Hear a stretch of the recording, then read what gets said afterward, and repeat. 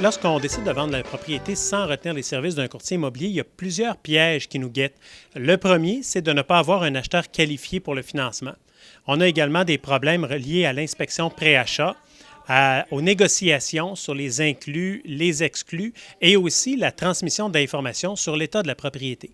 Alors, je pense à la garantie légale, je pense aussi à la déclaration sur certains problèmes qui affectent la propriété.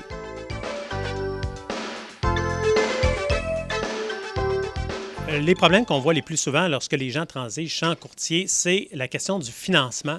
Alors, des promettants acheteurs qui ont oublié ou qui ne savaient pas qu'ils devaient mettre des conditions de financement dans leur offre d'achat.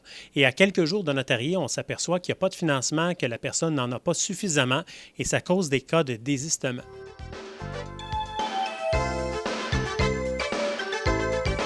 Pourquoi est-ce que ce serait qu'on aurait l'impression que vendre une maison sans courtier, c'est facile? Bien évidemment qu'il y a des publicités qui vont en ce sens-là. On a vu des publicités où on a dit aux gens que de faire chauffer une tarte aux pommes et de sourire et de mettre du sang-bon dans la maison, c'est tout ce qui compte. Mais quand les gens savent réellement tout ce que ça implique sur le plan légal, conseiller, négociation, d'affaires, humain, on s'aperçoit que c'est pas mal plus compliqué que ça en a l'air.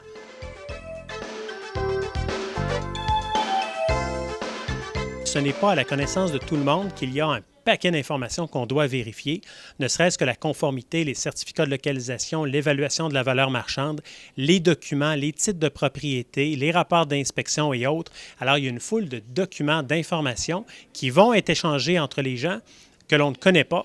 Et si on les connaît, ce n'est pas toujours facile de les traiter correctement.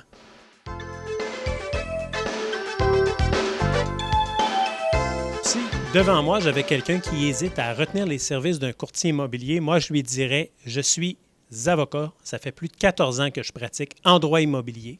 J'ai enseigné aux futurs courtiers immobiliers pendant plusieurs années. Et lorsque j'ai eu à transiger pour vendre ou acheter une propriété, à tous les cas, j'ai retenu les services d'un courtier immobilier.